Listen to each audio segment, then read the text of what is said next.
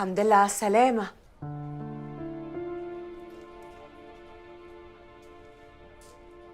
حنان انت لسه هنا؟ مستنياك يا حسن. طب وجوزك سايبك كده؟ وانا بصراحة خايفة اروح احط وشي في وشه الاقيه اتفرج على وكستك زي بقية الناس. اتفرجت ولا فرجك؟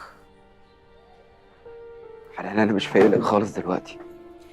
لا انت لازم تفوق لي كده وتقوم وتقف وتصلب طولك. مالك في ايه؟ انا تعبانه أوي يا حنان. تعبانه أوي.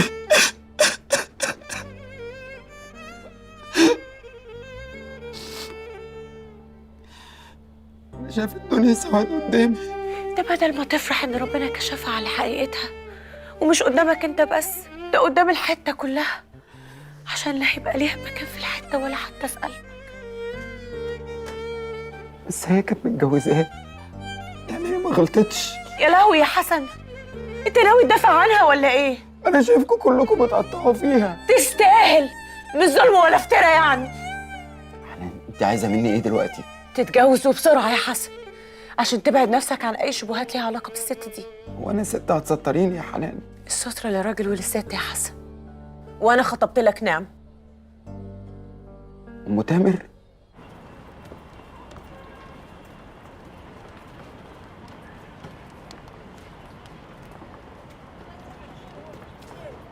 انت نسيتي نفسك ولا يا سناء؟ يا دكتور ده انا اتجننتي او سلوكك محل شك وسؤال.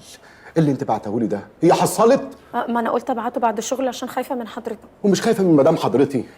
ده من المرات المعدوده اللي ما كانتش دب عينيها في التليفون، كانت مشغوله مع الاولاد. انت مش متخيله انا قاعد مع مين وبفتح الفيديو بكل اريحيه وثقه لانه منك. قلت حاجه مهمه في المستشفى يعني، ومش بدي اخوانه. سبحان من خلاني قفلته قبل ما حد يحس بحاجه. يعني حضرتك ما شفتوش؟ اشوف ايه يا مجنونه انت؟ ده فيديو اباحي، يعني جريمه. والجريمه دي لما تمسك وتمس المستشفى مش لازم تشوفها؟ ايه اللي انت بتقوليه ده؟ انت اكيد بعتها بالغلط وبتعملي فيلم عشان تداري سلوكك. اخس عليك يا سناء، ما كنتش اعرف انك كده.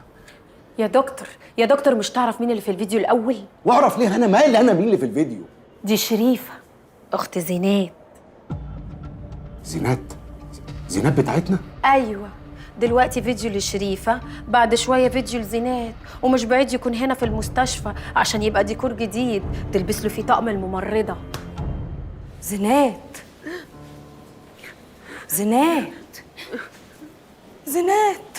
انت بتعيطي يا حبيبتي؟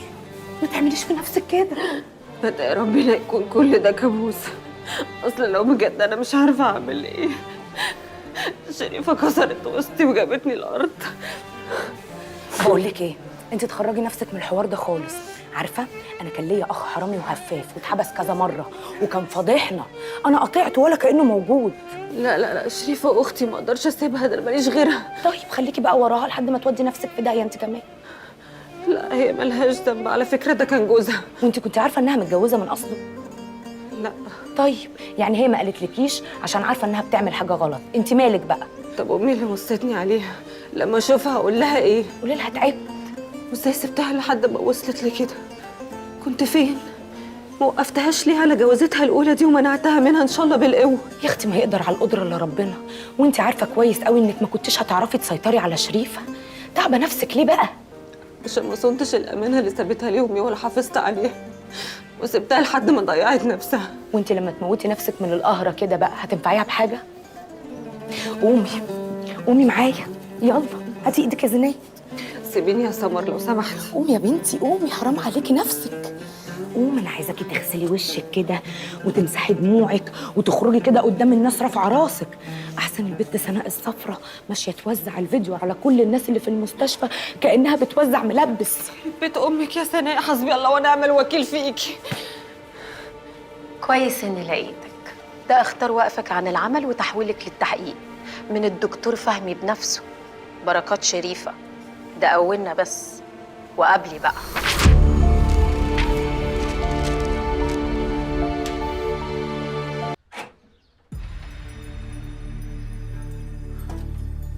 بس يا باشا، أخدت كل الفلوس والمجوهرات اللي في الخزنة ورحت وديتهم على الشنطة اللي كانت محطوطة عند السرير هناك. طب مثل بقى كل حاجة علشان رأفت بيشوف. والله يا باشا انا ما كانش قصدي ان انا اموتها خالص. كريم، احنا جايين هنا عشان تمثل. قصدك بقى مش قصدك هناك عند القاضي في المحكمة. يلا كمل. هناك يا باشا هناك. كمل. انا كنت حاطط الشنطه على السرير هنا يا باشا، وابتديت ان انا احط في الحاجه، بحط فيهم وكنت بحطهم بسرعه جدا. وانا بحط في الحاجه في الشنطه لقيتها فتحت الباب. استنى. امين، أمر يا باشا. اقف هنا، اقف مكانها هنا. تمام يا ريس. يلا كمل.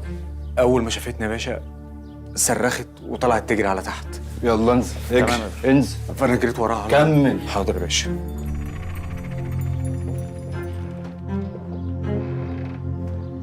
جريت وراها يا باشا ورحت موقفها هنا. يلا روح على المكان اللي وقفت فيه. كمل. فضلت اجري وراها يا باشا لحد لما وقفتها من ظهرها، ورحت لاففها ليا كده ورحت منولها. بس والله العظيم يا باشا ما كانش قصدي ان انا اقتلها.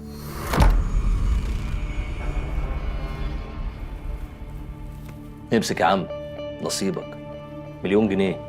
ايوه بقى كراميلا دلعني. اموت واعرف اقنعت جلال ازاي.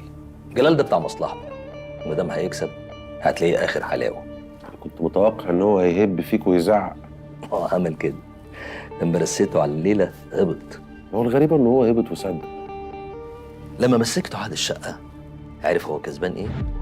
بس مش خساره الشقه. ده مش خساره، واحنا دافعين حاجه. شقه تمنها 8 مليون، خدناها ب3 وال5 وزعناهم علينا كلنا، يعني الكل استفاد. لا طبعا، انا وانت كل واحد طالع ب1,000,000 وجلال واخد 3. لا يا حبيبي، هو واخد 1,000,000 وال2 مليون عمولة الارض اللي مروان اخوك ما خداش. لسه اللي جاي خير، خير كتير قوي. شريفة ما عملتش كده. اللي ضربني راجل. ما احنا عرفنا، وعرفنا كمان انها كانت متجوزة عرفي. كريم، أنا لما شفت عينيه قلت أنا شفت الراجل ده قبل كده. حضرتك كنت تعرفي حاجة عن اللي بينهم؟ هي كانت حكالي كل حاجة من أول يوم، وأنا ما كنتش مستريح له خالص. طب ما يمكن ده كان فيلم كانوا بيعملوه عليكي وهم في الآخر شركاء. شريفة ما تأمنش كده. ليه يعني؟